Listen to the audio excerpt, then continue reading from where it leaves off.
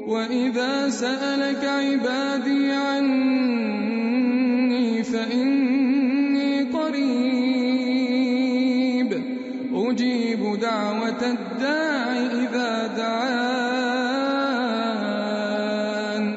فَلْيَسْتَجِيبُوا لِي وَلْيُؤْمِنُوا بِي لَعَلَّهُمْ يَرْشُدُونَ۔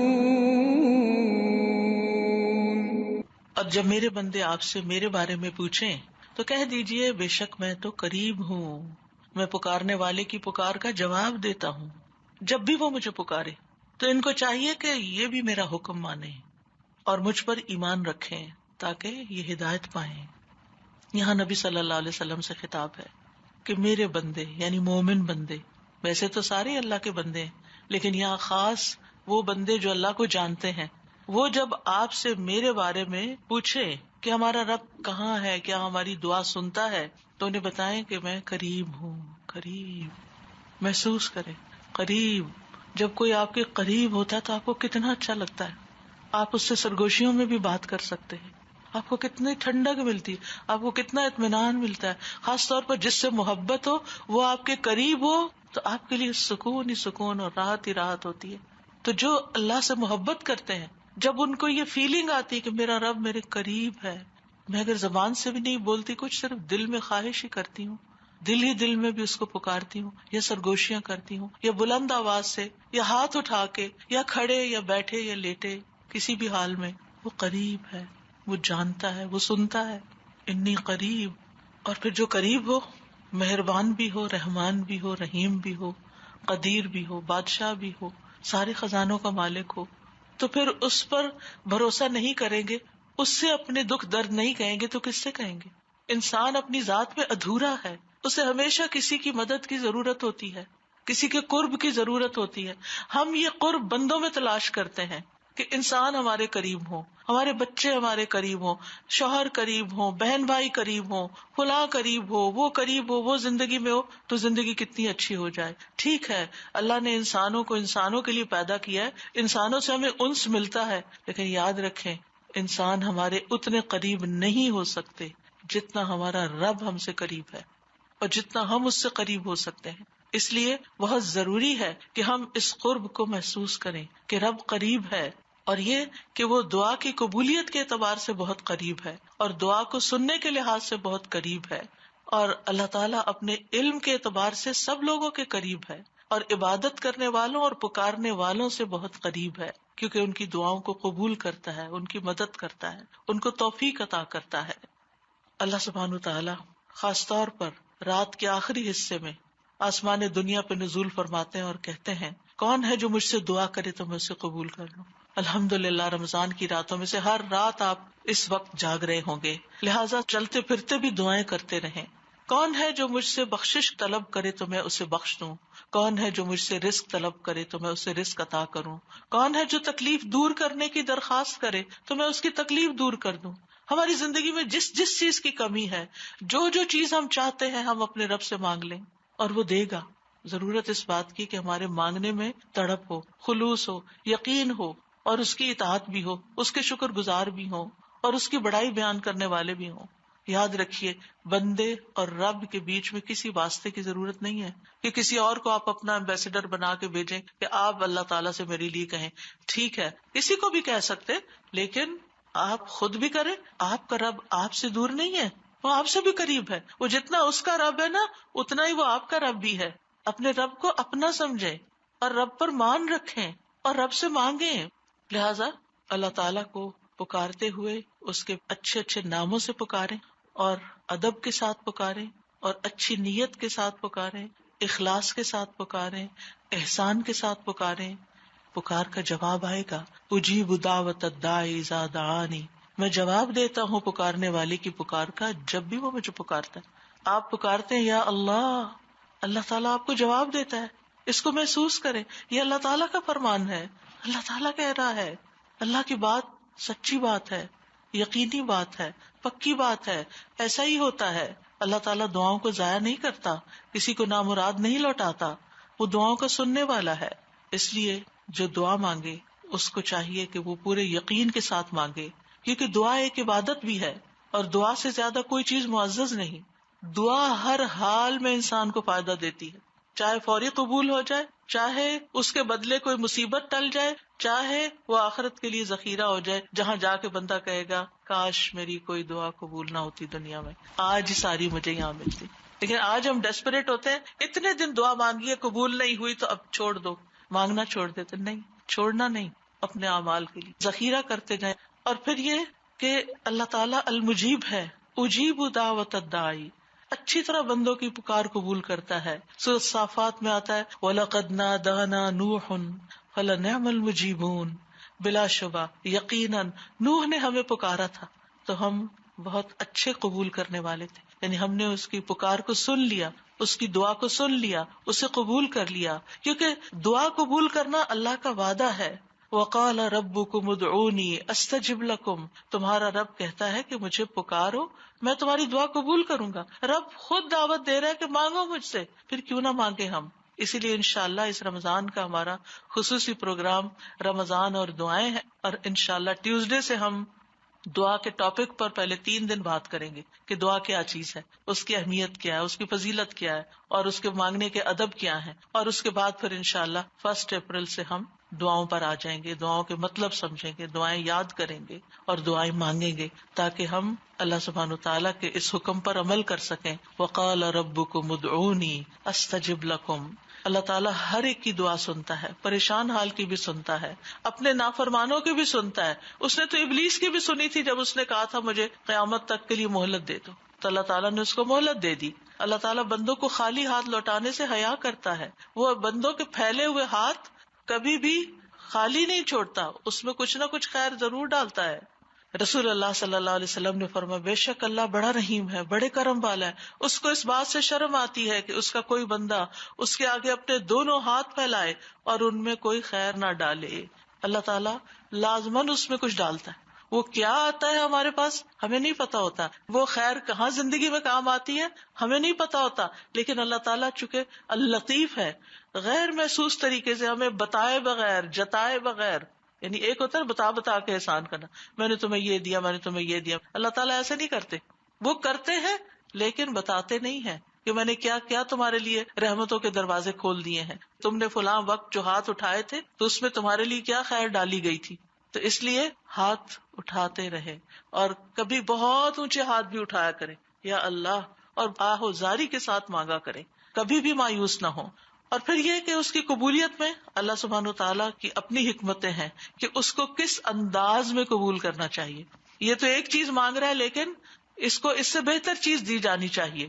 ابن عطا کہتے ہیں دعا کے کچھ ارکان ہوتے ہیں، اس کے کچھ پر ہوتے ہیں، کچھ اسباب ہوتے ہیں، کچھ اوقات ہوتے ہیں.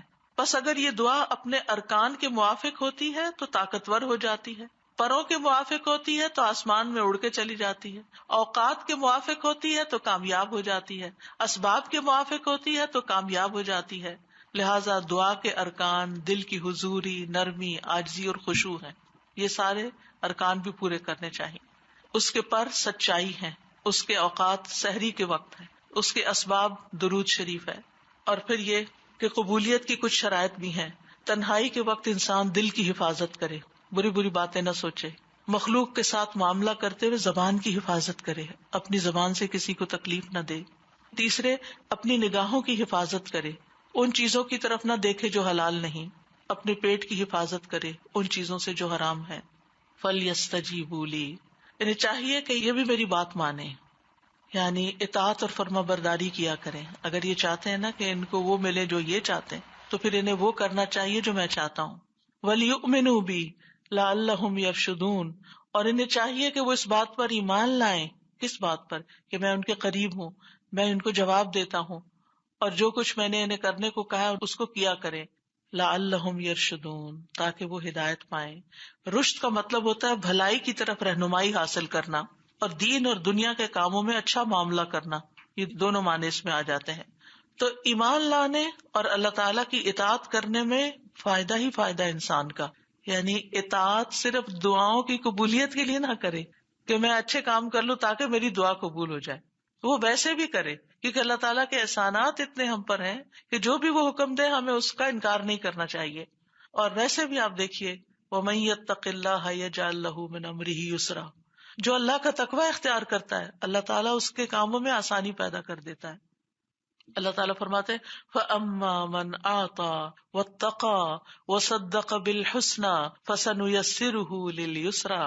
بس لیکن وہ جس نے دیا، دینے والا ہے، اور نافرمانی سے بچا اور اس نے سب سے اچھی بات کو سچ مانا تو یقیناً ہم اسے آسان راستے کی سہولت دیں گے، اس کے لیے آسانیاں پیدا کر دیں گے، اس کے راستے کھل جائیں گے.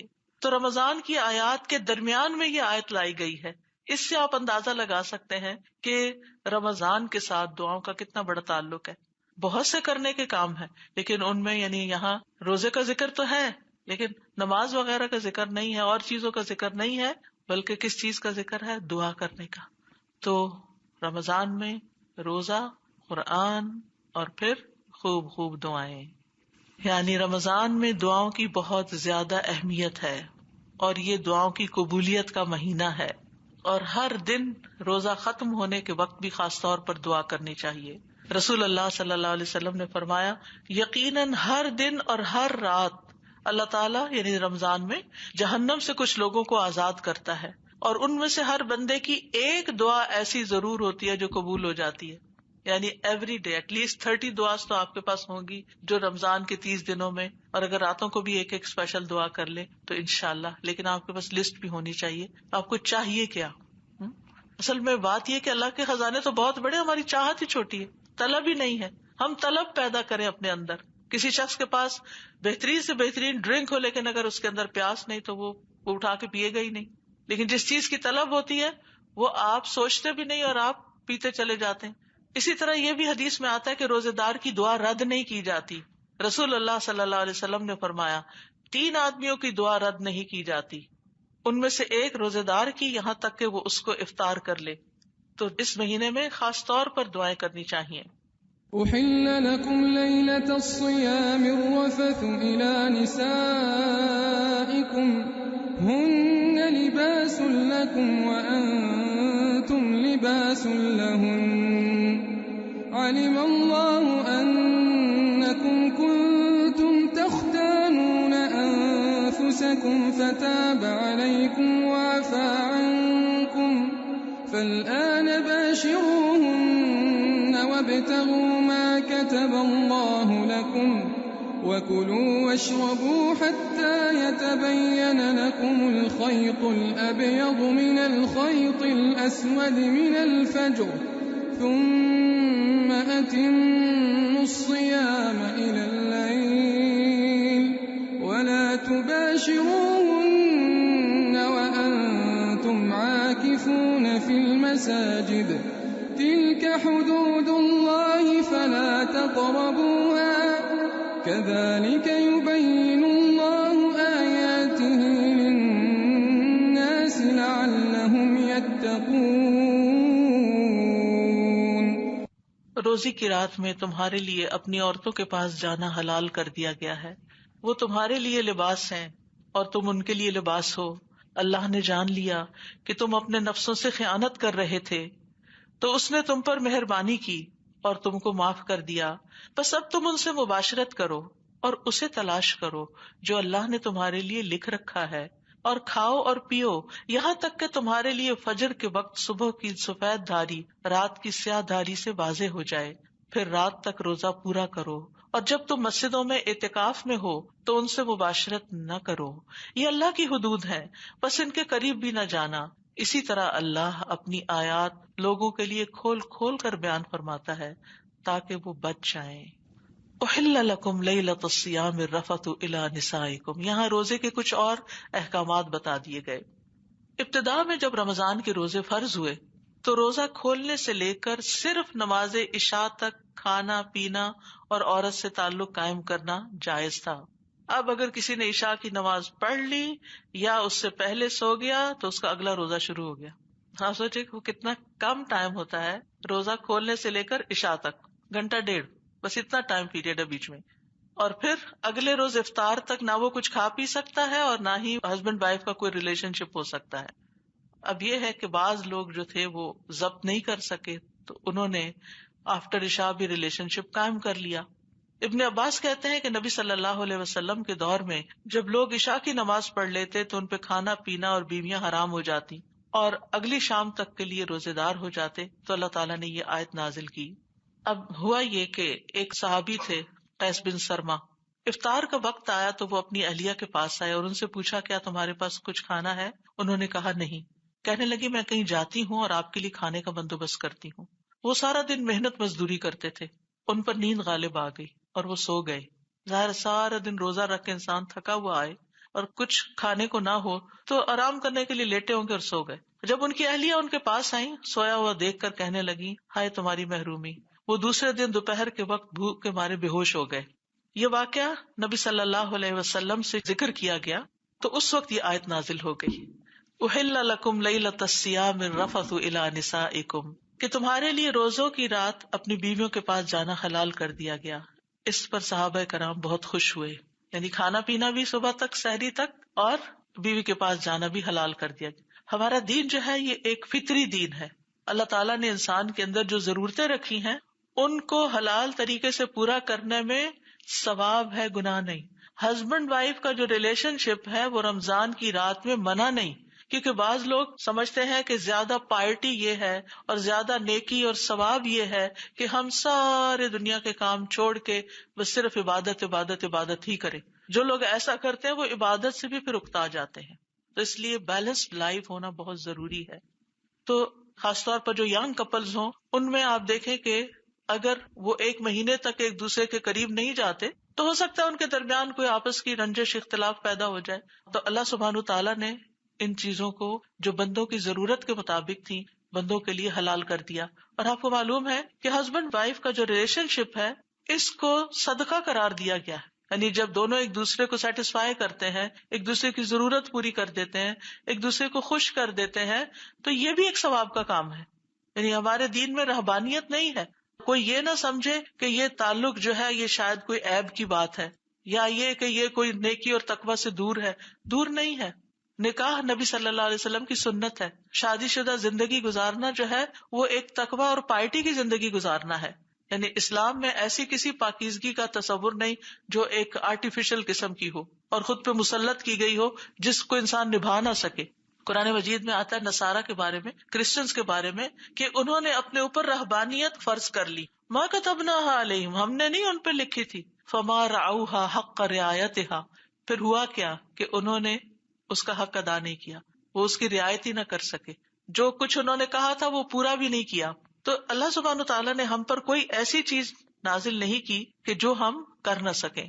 پھر اس کے ساتھ یہ آیت بھی نازل ہوئی، وَكُلُوا وَاشْرَبُوا حَتَّى يَتَبَيَّنَ لَكُمُ الْخَيْطُ الْأَبْيَضُ مِنَ الْخَيْطِ الْأَسْوَدِ مِنَ الْفَجْرِ۔ صرف ہسبینڈ وائف کا ریلیشن شپ ہی نہیں رات کو جائز، بلکہ کھانا پینا بھی جائز ہو گیا۔ کھاؤ اور پیو یہاں تک کہ تمہارے لیے سیاہ دھاگے سے سفید دھاگا فجر کا خوب ظاہر ہو جائے۔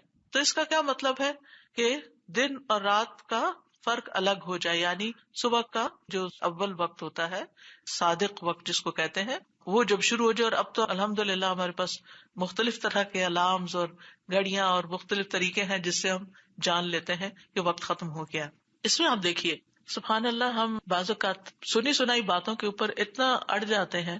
کچھ لوگ اذان کے وقت جب اذان ہو جائے شروع کھانا کھاتے رہتے ہیں اور اذان ختم ہونے تک کھاتے رہتے ہیں۔ ایسا کوئی مسئلہ نہیں ہے، جو ہی ٹائم داخل ہو کھانا پینا بند، یعنی اس کا اذان سے تعلق نہیں۔ ہو سکتا ہے آپ کی مسجد میں اذان جو ہے وہ لیٹ ہو رہی ہو اور وہ ٹائم داخل ہو چکا ہو، تو اپنے اپنے ٹائمنگز کو نوٹ کر لیجیے۔ اگر پرنٹڈ کوئی چیز ہے تو پہلے سے، کیونکہ یہاں آپ کو پتا ہے روزانہ 2-2 منٹ اور بازو کا کم و بیش فرق پڑتا چلا جاتا ہے، تو پہلے سے کم از کم ایک ویک کا ٹائم ٹیبل دیکھ کے رکھے کہ جس سے آپ اٹھنے کا ٹائم بھی الارم روز بدلتے رہے، پھر اگر آپ رات بیچ میں سوتے ہیں، تاکہ روزہ پورا ہو۔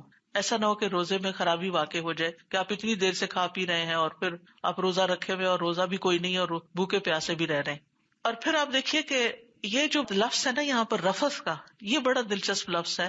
اس سے مراد بنیادی طور پر فحش گوئی کرنا ہوتا ہے، جنسی باتیں کرنا، اور اس میں پھر یعنی ہسبینڈ وائف کے بیچ میں ایسی کوئی بات بھی حلال ہے اور اس کے ساتھ ساتھ تعلق بھی حلال ہے۔ تو یہ رفث میں دونوں چیزیں آ جاتی ہیں۔ پھر ہسبینڈ وائف کا یہاں ایک جو پیارا رشتہ ہے وہ بتا دیا گیا، ہن لباس لکم وانتم لباس لہم، وہ تمہارا لباس ہے، تم ان کا لباس ہو۔ لباس کیا کرتا ہے؟ لباس انسان کو بیوٹیفائی کرتا ہے، لباس انسان کو گرمی سردی سے بچاتا ہے، لباس انسان کو پروٹیکشن دیتا ہے، لباس انسان کے عزت اور وقار میں اضافہ کرتا ہے، انسان کے مقام اور مرتبے میں اضافہ کرتا ہے۔ لہٰذا یہاں پر یہ جو کہا گیا کہ وہ تمہارا لباس اور تم ان کا لباس ہو، اور لباس اور جسم ایک دوسرے کے بہت قریب ہوتے ہیں، لہٰذا کوئی ایسا کام نہیں کرنا چاہیے کہ جس سے ہسبینڈ وائف میں، یعنی کہ نہ ہسبینڈ کی طرف سے نہ وائف کی طرف سے، کہ دونوں کے درمیان رفٹ کریٹ ہو جائے یا ایسے اختلافات ہوں کہ جو دونوں کو ایک دوسرے سے دور کر دیں۔ اور اس رشتے کو نبھانے کے لیے دونوں کو کوشش کرنی چاہیے، کیونکہ خالی بیوی قربانی کرتی رہے تو اس سے رشتہ نہیں بنتا۔ کیونکہ ہمارے معاشرے میں افسوس کے ساتھ یہ کہنا پڑتا ہے کہ بعض اوقات صرف عورت سے ایکسپیکٹ کیا جاتا ہے کہ وہی اچھی ہو، وہی ہر چیز برداشت کر لے اور وہی اس رشتے کو قائم کرے اور وہی اطاعت گزار اور فرما بردار ہو۔ یقیناً ہو، لیکن جب تک ہسبینڈ جس کو قوام بنایا گیا ہے وہ صحیح طور پر ایفرٹ نہیں کرے گا اپنی ذمہ داریاں پوری کرنے کی، تو یہ رشتہ خوبصورت بنیادوں پر استوار نہیں ہو سکتا۔ تو لباس کا مطلب یہاں اوڑھنے کی چیز، پہننے کی چیز، اور لباس بمانا سکون بھی ہے کہ وہ تمہارے لیے سکون کا ذریعہ، تم ان کے لیے سکون کا ذریعہ، یہ معنی بھی کیا جاتا ہے۔ یعنی اس سے کیا پتہ چلتا ہے کہ ہسبینڈ وائف کو حد الوسع کوشش کرنی چاہیے کہ ایک دوسرے کو سکون دیں، اپنی بات سے بھی، اپنے جسچر سے بھی، خدمت سے بھی، اپنی ذمہ داریاں پوری کر کے بھی، یعنی ایک دوسرے کے لیے عذاب نہ بن جائیں، ایک دوسرے کے لیے مصیبت نہ بن جائیں۔ پھر فرمایا علم اللہ انکم کنتم تختانون انفسکم فتاب علیکم وعفا عنکم، اللہ جانتا ہے کہ تم اپنے نفسوں سے خیانت کر رہے تھے، بس اللہ تم پر مہربان ہو گیا اور اس نے تم کو معاف کر دیا۔ برا کہتے ہیں جب رمضان کے روزوں کی فرضیت نازل ہوئی تو لوگ پورا رمضان اپنی بیویوں کے پاس نہیں جاتے تھے، البتہ کچھ لوگ خیانت کا ارتکاب کر لیتے تھے، اس پر اللہ تعالیٰ نے یہ آیت اتاری کہ اللہ کو پتا ہے جو کچھ تم کر رہے تھے، تو اس گلٹ سے باہر نکال دیا اور اس چیز کو حلال قرار دیا۔ یہ اللہ تعالیٰ کی خاص حکمت اور رحمت کے تحت ہوا، یعنی اللہ کو پتا تھا کہ تم صبر نہیں کر سکتے اور یہ تمہاری ایک فطری ضرورت ہے، لہٰذا اللہ تعالیٰ نے اس کو تمہارے لیے جائز کر دیا اور تم پر مہربانی کی۔ فتاب علیکم، یہ اللہ کی مہربانی ہے، اگر وہ نہ اجازت دیتا تو پھر کیا کرتے؟ نہ کھانے پینے کی اجازت ہوتی، نہ کسی اور تعلق کی اجازت ہوتی، تو پھر تو انسان کے لیے مشقت ہو جاتی۔ تو اللہ تعالیٰ نے دن میں اگر کھانے پینے سے اور اس تعلق سے روکا تو رات میں اس کی اجازت دے دی۔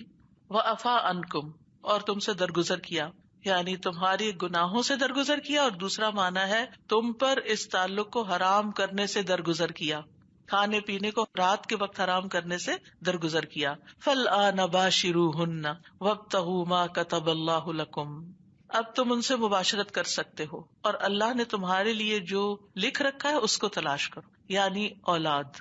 یعنی بیوی کو صرف ایک سیکس آبجیکٹ نہ سمجھو، بلکہ اللہ سبحانہ تعالیٰ نے ان سے جو اولاد تمہارے لیے لکھی ہے اس کے حصول کی بھی کوشش کرو۔ یعنی یہ انسان کی ایک فطری خواہش ہوتی ہے کہ اس کے بچے ہوں، تو ہسبینڈ کو یہ حق نہیں کہ وہ اپنی خواہش پوری کر کے بیوی سے چاہے کہ نہیں مجھے تم سے بچے نہیں چاہیے، یہ نہیں ہونا چاہیے، کیونکہ ایک عورت پرفیکٹ ہی جب ہوتی ہے، یعنی اس کی نسوانیت کی تکمیل اس وقت ہوتی ہے جب وہ ماں بنتی ہے۔ یعنی یہ ایک ایسا رول اللہ نے عورت کو دیا ہے، اس کی جسمانی ساخت ایسی رکھی ہے کہ جس میں اس کو اللہ تعالیٰ نے بچوں کی پیدائش اور بچوں کی پرورش کا ایک کام اس کو دیا ہے، الا ماشاء اللہ جو اللہ تعالیٰ چاہے۔ حضرت عائشہ رضی اللہ تعالیٰ عنہا کے لیے اللہ تعالیٰ نے یہ رول نہیں رکھا تھا، تو اس میں بھی کوئی حکمت تھی۔ حکم عمومی سچویشن کے لیے ہوتا ہے نا، عام حالت کے لیے ہوتا ہے، تو اس میں ایک عورت جب ان سارے مراحل سے گزرتی ہے تو روزے کی طرح یہ بھی تکلیف دہ مراحل ہوتے ہیں۔ پریگنینسی تکلیف دہ ہوتی ہے، پھر ولادت کا مرحلہ ڈیلیوری تکلیف دہ ہوتی ہے، پھر اس کے بعد بچے کو پالنا تکلیف دہ ہے، لیکن یہی بچے پھر آنکھوں کی ٹھنڈک بھی ہوتے ہیں، یہ بچے انسان کا سہارا بھی ہوتے ہیں، انسان کے لیے خوشی کا باعث بھی ہوتے ہیں۔ تو اس لیے اللہ تعالیٰ نے یہاں پر مباشرت کا بھی حکم دیا اور اس کے ساتھ ساتھ اس مباشرت کے نتیجے میں اولاد حاصل کرنے کا بھی۔ وَكُلُوا وَاشْرَبُوا حَتَّى يَتَبَيَّنَ لَكُمُ الْخَيْطُ الْأَبْيَضُ مِنَ الْخَيْطِ الْأَسْوَدِ مِنَ الْفَجْرِ، اور پھر رات کے وقت تمہارے لیے کھانے پینے کو بھی حلال قرار دیا۔ یہاں سفید اور سیاہ دھاگے سے مراد سفید دھاگا دن ہے اور سیاہ دھاگا رات ہے، یعنی جب رات اور دن سپلٹ ہونے لگے، یعنی رات ختم ہو کر دن نکلنے لگے تو پھر کھانا پینا چھوڑ دو۔ کچھ لوگوں نے یہ بھی کیا کہ اپنے سرانے کے نیچے سیاہ دھاگا اور سفید دھاگا رکھا اور ان کو دیکھتے رات اٹھ کے کہ نظر کیا آ رہا ہے، تو اس سے یہ مراد نہیں۔ جب وہ نبی صلی اللہ علیہ وسلم کے پاس بات لائی گئی تو آپ نے فرمایا پھر تمہارا تکیہ تو بہت وسیع ہوگا، کیونکہ دن اور رات کا فرق تو آسمان میں نظر آتا ہے۔ اور پھر یہ ہے کہ یہاں پر طلوع فجر تک سحری کھانا اللہ تعالیٰ نے چونکہ جائز قرار دیا، تو یاد رکھیے سحری کھانا مستحب ہے، سحری کھانی چاہیے، چاہے ایک کھجور ہی کیوں نہ ہو، چاہے ایک پانی کا گلاس ہی کیوں نہ ہو، کیونکہ سحری بابرکت کھانا ہے، تو اس برکت کے کھانے کی وجہ سے ہماری صحت بہتر ہوتی ہے، روزہ اچھا گزرتا ہے. اور اسی طرح یہ ہے کہ جتنی دیر انسان سحری کھاتا ہے فرشتے انسان کے لیے دعائیں کرتے ہیں. ثم اتموا الصیام الی اللیل، پھر رات تک روزے کو پورا کرو، یعنی جب رات کا آغاز ہو جائے تو اس وقت روزہ افطار کر لو. یہود جو تھے وہ غروب آفتاب کے بعد احتیاطاً اندھیرا کر کے روزہ کھولتے تھے، لیکن ہمیں کیا حکم دیا گیا؟ رائٹ دیئر اینڈ دین، کیونکہ یہ نہ دیکھتے رہو ابھی تو روشنی نظر آتی ہے. آپ دیکھیں مختلف ممالک میں جو سورج کے غروب ہونے کے بعد جو آسمان کی حالت ہوتی ہے، اس میں بعض اوقات سمر کے ایسے دن آتے ہیں کہ بہت دیر تک روشنی آسمان پر باقی رہتی ہے، بلکہ بعض جگہوں پر تو رات پوری اندھیری بھی نہیں ہوتی. تو اس لیے افطار کر لینا چاہیے، اور افطار میں جلدی کرنی چاہیے. جلدی سے مراد وقت سے پہلے نہیں ہے، جلدی سے مراد ٹائم ہوتے ہی. رسول اللہ صلی اللہ علیہ وسلم نے فرمایا لوگ ہمیشہ خیر و برکت پر رہیں گے جب تک وہ روزہ جلد افطار کرتے رہیں گے. انٹرسٹنگ واقعہ ہے اس میں.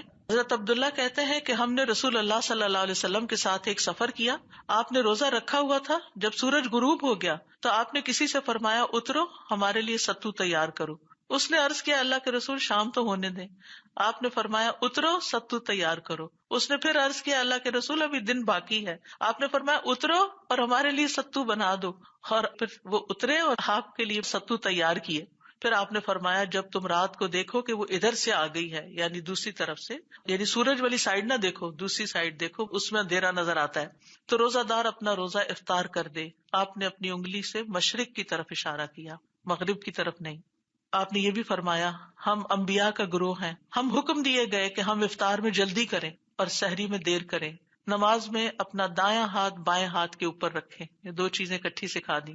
پھر ایک اور حکم دیا وَلَا تُبَاشِرُوهُنَّ وَأَنْتُمْ عَاكِفُونَ فِي الْمَسَاجِدِ، اور تم عورتوں سے مباشرت نہیں کرو گے جب تم مسجد میں اعتکاف کر رہے ہو. یعنی گھر میں تو اجازت ہے، مسجد میں اجازت نہیں ہے، اور مسجد کے اندر اعتکاف کی حالت میں اجازت نہیں ہے. اس سے یہ بھی پتہ چلتا ہے کہ اعتکاف مسجد میں ہی ہوتا ہے. وَأَنْتُمْ عَاكِفُونَ فِي الْمَسَاجِدِ. اور روزوں کے ذکر کے بعد رمضان کے آخری عشرے میں چونکہ اعتکاف ہوتا ہے تو یہاں پر آخر میں اعتکاف کا بھی ذکر آ گیا. اور اس سے یہ بھی پتہ چلتا ہے کہ اعتکاف روزے کی حالت میں ہی ہوتا ہے، کیونکہ بعض لوگ پوچھتے ہیں کہ ہمیں شوگر کی بیماری ہے، ہم روزہ نہیں رکھ سکتے، اعتکاف کر لیں. نہیں بھائی، نہیں کر سکتے. اعتکاف روزے کی حالت میں ہوتا ہے. اچھا ہم مسجد نہیں جا کے بیٹھ سکتے، گھر میں اعتکاف کر بھی نہیں. اعتکاف مسجد میں ہوتا ہے. ہر کام کے کرنے کا ایک سلیقہ اور ایک طریقہ ہوتا ہے نا. ہاں ویسے اگر آپ کا دل چاہتا ہے آپ اپنے لیے گھر میں ایک کمرہ مختص کر لیں، اس میں بیٹھ کے عبادت کرتے رہیں، سارا وقت عبادت کریں، لیکن اس کو اعتکاف نہ کہیں، کیونکہ اعتکاف مسجد میں ہوتا ہے. کیونکہ یہاں پہ آپ دیکھیں نا واضح آیا تھا وَأَنْتُمْ عَاكِفُونَ فِي الْمَسَاجِدِ. ٹھیک ہے. اور پھر یہ بھی اشارہ ہے کہ رمضان کے آخری حصے میں، یعنی رمضان کے مہینے کے آخر میں ہوتا، کوئی پہلے عشرے میں اعتکاف نہ بیٹھ جائے یا سیکنڈ میں اعتکاف نہیں کرے. اور اعتکاف کا مطلب ہوتا ہے اپنے آپ کو کسی کے ساتھ یا کسی جگہ روک کے رکھنا، یعنی ایک مخصوص اسپاٹ پر بیٹھے رہنا. کیونکہ جو خواتین گھر میں اعتکاف کرنے کی بات کرتی ہیں پھر وہ ساتھ اگلا مسئلہ یہ پوچھتی ہے کہ کیا گھر میں پھر ہم کھانا پکا کے دے سکتے ہیں، سحری افطاری کرا سکتے ہیں، فلاں کام کر سکتے ہیں. کوئی کام نہیں آپ کر سکتے. پھر آپ ویسے پھر ٹھیک ہے عبادت کریں اپنی، یہ بھی عبادت ہے، کسی کو کھانا کھلانا وہ سارے کاموں میں یہ بھی ساتھ شامل ہے، لیکن اس کا یہ مطلب نہیں ہے کہ آپ اس کو اعتکاف کا نام دیں. اچھا کچھ لوگ اس حد تک چلے جاتے ہیں کہ وہ اگر باہر جیسے واش روم بھی جانا تو منہ لپیٹ کے نکلتے ہیں، کسی کو دکھائی نہیں دیتے، یا یہ کہ اگر کسی سے کوئی بات کرنی ہے تو لکھ کے دیتے ہیں، بولتے بھی نہیں ہیں، چپ کا بھی روزہ رکھ لیتے ہیں، شکل کا بھی رکھ لیتے ہیں. اتنی بھی سختی نہیں ہے. آپ مسجد میں ہیں، آپ کا الگ حجرہ ہے، گوشہ ہے، آپ اس میں بیٹھے، آپ کر سکتے ہیں اعتکاف. لیکن پھر یہ کہ ضرورت کے وقت آپ نکل کے اپنا کھانا بھی لے کے واپس آ کے اپنی جگہ کھا لیں، یا اگر کوئی جگہ رکھی ہے تو اس میں کھا کے فوراً اپنی جگہ پر بیٹھے. یعنی ایک خاص جگہ پر جم کر عبادت کرنا اعتکاف کہلاتا ہے، لہٰذا وہاں پر بیٹھنا ضروری ہوگا. اور مسجد سے صرف شدید ضرورت کے تحت ہی باہر نکل سکتے ہیں. اور اگر بیوی کو کوئی کام ہو، ہسبینڈ سے کوئی بات پوچھنی ہو، کچھ سائن کرانے ہو، کوئی مسئلہ پوچھنا ہو، تو وہ آ کے بات چیت کر سکتی ہے، یا فون پہ اب تو لیکن اس کا یہ مطلب نہیں کہ آپ سیل لے کے اندر گھس جائیں اور سارا وقت ٹیکسٹنگ کرتے رہیں، ویڈیو دیکھتے رہیں. یہ اعتکاف نہیں ہے، اس سے پرہیز کرنا ہوگا، اس کو بند رکھنا ہوگا. ویسے بھی آپ جتنے بھی گروپس وغیرہ ہیں ان سب کو سائلنٹ موڈ پہ کر لیں اور اسی طرح کی غیر ضروری چیزوں سے پرہیز کریں، کیونکہ صیام کس چیز کا نام ہے؟ رک جانے کا.